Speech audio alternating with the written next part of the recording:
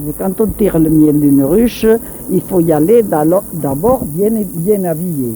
Il faut mettre soit un costume avec un masque, se préserver la tête, avec des grilles pour pouvoir y voir à travers aussi.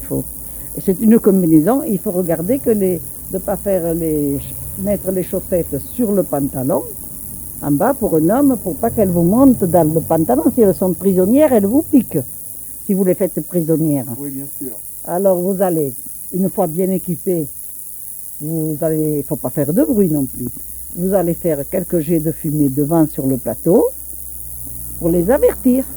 Ah oui, d'accord. Vous faites, et alors, au bout d'un moment, moi, il est bon quelquefois vérifier qu'il n'y ait pas eu un petit trou, voilà, derrière quelque chose qui tanche, qu'elle puisse sortir à l'arrière. Et puis alors, on découvre la ruche, on tire les planchettes, vous tirez les cadres et vous refermez une planchette par planchette. Vous tirez toutes les. En principe, il y a 11 cadres à une ruche, à une hausse. Et voilà. Et puis alors vous remettez votre planchette. Quand vous avez fini de tirer votre hausse, on tire la hausse seulement. Et on laisse le bas. Et puis vous fermez votre ruche et vous passez à l'extracteur. Y a-t-il comme combinaison à prendre pour tirer le miel? Une combinaison de mécanicien, c'est-à-dire qu'il vaut mieux pas qu'il passe sous la veste non plus. Il ne faut pas une veste, il vaut mieux une combinaison. Ou alors une combinaison de mécanicien. Que vous fermez le cou, qu'elle ne puisse pas être prisonnière, pas les faire prisonnières, qu'elle ne puisse pas rentrer, vous touchez quoi. Vous tirez le miel des os et vous les mettez dans une caisse que vous avez des poignées une de chaque côté. Vous prenez par exemple deux os et puis vous la mettez dans votre auto et vous partez partout. Et puis alors il faut les extraire. En moyenne, combien peut-on tirer de kilos de miel d'une ruche?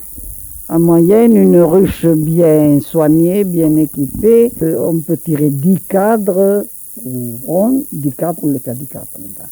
On peut tirer 10 cadres de 2 kilos. Ah oui, donc 20 kilos. 20 kilos pour faire une ruche, une récolte. Mais maintenant, il y en a qui les nourrissent, et ça, c'est pas du très bon miel, je ne suis pas de cet avis, moi. L'hiver, mais ça va bien de les nourrir à l'automne pour qu'elles passent l'hiver. Mais il y en a qui font 2 récoltes. Alors là, c'est un peu forcé, c'est qu'on donne du sirop. Alors, c'est pas si naturel, je vous le dis. Parce que si on fait de récolte, il faut que le miel soit bien mûr quand vous le tirez.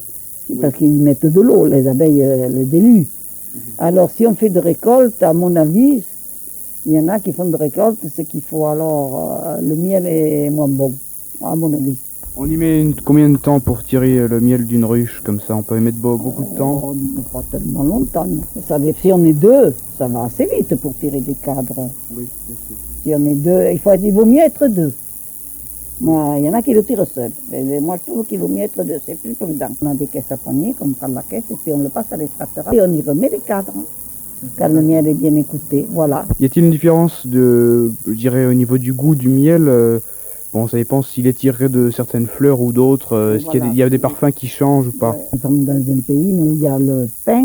Le pain est très bon pour faire du bon miel. Ça dépend des fleurs qu'il y a, bien sûr. Là, au châtaignier, moi, j'ai entendu dire un avis que c'était pas si bon.